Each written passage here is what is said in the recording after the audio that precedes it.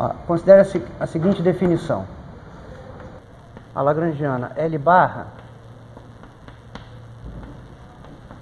só difere da lagrangiana L pela derivada total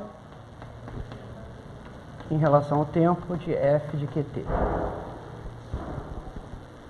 Lembrem-se de que derivada total é isto aqui, ó.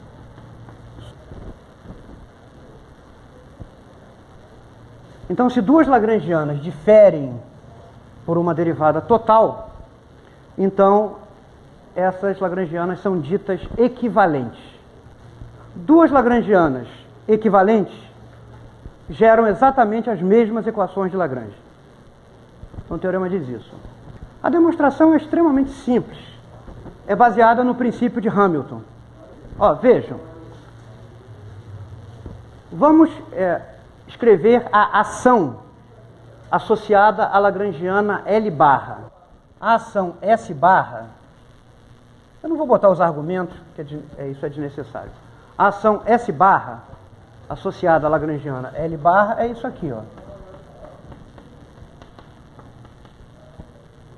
Mas como por hipótese L barra é L mais uma derivada total, isso aqui é a mesma coisa que... Mas a integral de uma derivada, né, é igual ao integrando, a diferença entre o integrando no limite superior e o seu valor no limite inferior. Teorema fundamental do cálculo. Então, isso aqui é igual a... Ah, mas isso aqui, ó, é a ação associada à lagrangiana L. Mais essa integral aqui, ó, isso é o f calculado no extremo superior. Menos f calculado no extremo inferior. Mas o princípio de Hamilton, naquela linguagem variacional, né, é equivalente a dizer que a variação da ação em primeira ordem em torno da trajetória física é igual a zero. Isso aqui gera as equações de Lagrange, né? A imposição de ΔS igual a zero para variações em torno da solução física do problema. Mas essas variações, a variação que é feita da ação é a partir das variações dos Qs com extremos fixos. Tá bom? O ponto inicial no espaço de configuração é o mesmo para todas as trajetórias e o ponto final também. Ou seja, nos extremos, os ΔQs são zero. Todos os ΔQs, no instante T1, são iguais a zero, e no instante T2 são iguais a zero também. Tá certo? Então, observem, se nós fazemos uma variação dos Qs, isso provoca uma variação de S e S barra. Mas qual é a variação disto e disto?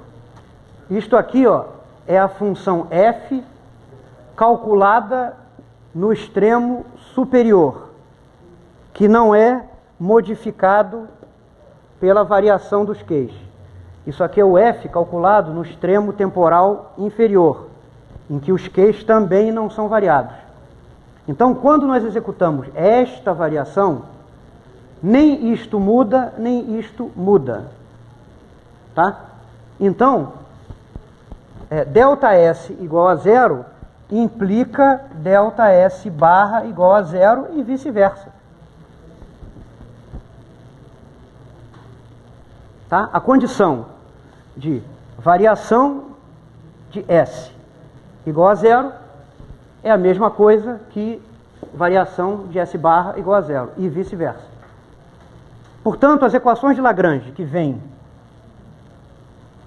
de ΔS igual a zero, que são as equações que se escrevem com esta lagrangiana,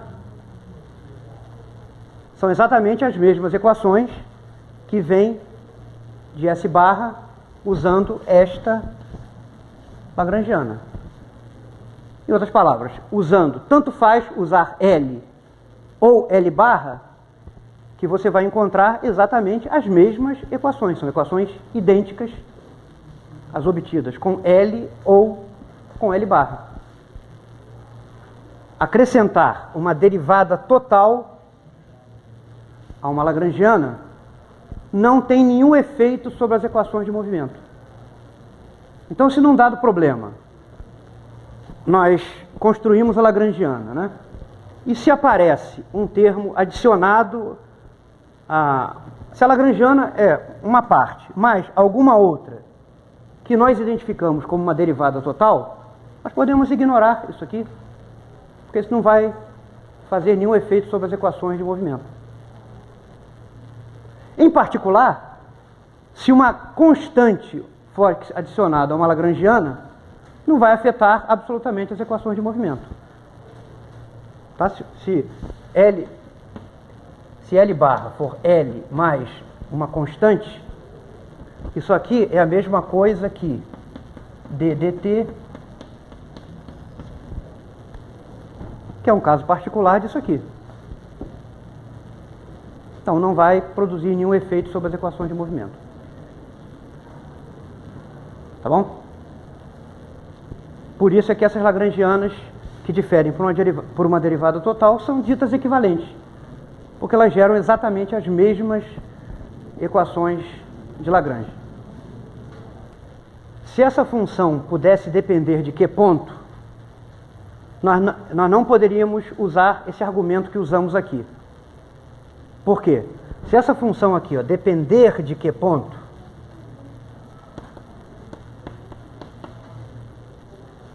aí nós teríamos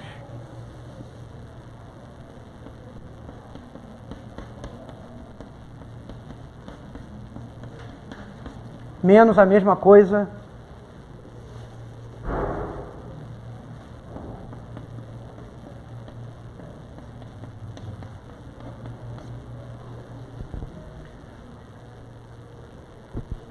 nós só podemos afirmar que a variação dos Qs é zero nos extremos, mas não podemos afirmar que a variação dos Q ponto é zero nos extremos.